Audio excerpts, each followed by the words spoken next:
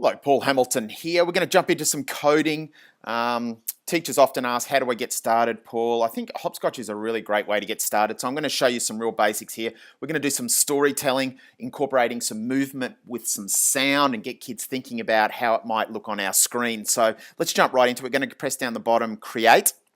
We're going to create a blank project and I'm going to show you how easy it is, especially for you guys that are starting off on your coding journey. This would be great for years 3, 4, 5, 6, getting them into Hopscotch and get them coding. So let's start by going to plus, and we're going to, on our screen, bring in an emoji. So I'm going to go to the text. Kids love emojis. I'm going to press on my emojis. That's not it. That is it. And I'm going to bring in some footsteps. So let's bring that in. We'll bring that down the bottom.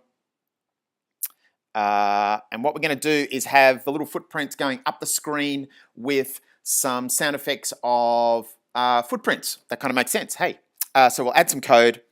So let's get started. So we're going to go to, we're going to do a little event here to say, okay, when my footstep is tapped, so I'll change that to the footsteps. So when footsteps is tapped, what do we want happening? Well, the first thing I'm going to get is I'm going to get it to change by Y. So this is just a great way of getting kids to think about X and Y. Y is obviously up and down. And let's go 300.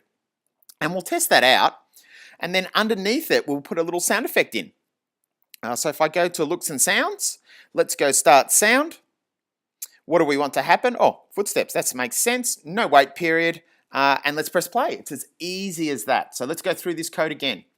When the little graphic or the little emoji of footsteps is tapped, it will go up by Y by 300 and it will play the sound. So let's press play. I'm not sure if the sound will come through on this, guys, but believe me, it will work. And I'll press the footprints and it goes up by 3 and it also plays those footsteps. We can do some other things. So the great thing about talking with the kids, we might say, hey, we want to slow this up a little bit. So we could actually slow or make them grow or do some other cool stuff there. But it's just a great way of getting started in regard to coding and thinking about not only what do we want to happen, but how we can make it more realistic. So if it's kind of like building a game, yes, you could have the footsteps just moving, but bringing in the sound of the footsteps can kind of add to the experience for the user. Hope you found that really interesting and just a great way to get started with your coding. Show your kids this tutorial, they'll be all over it, and then you can do a range of different things. Paul Hamilton here, signing off.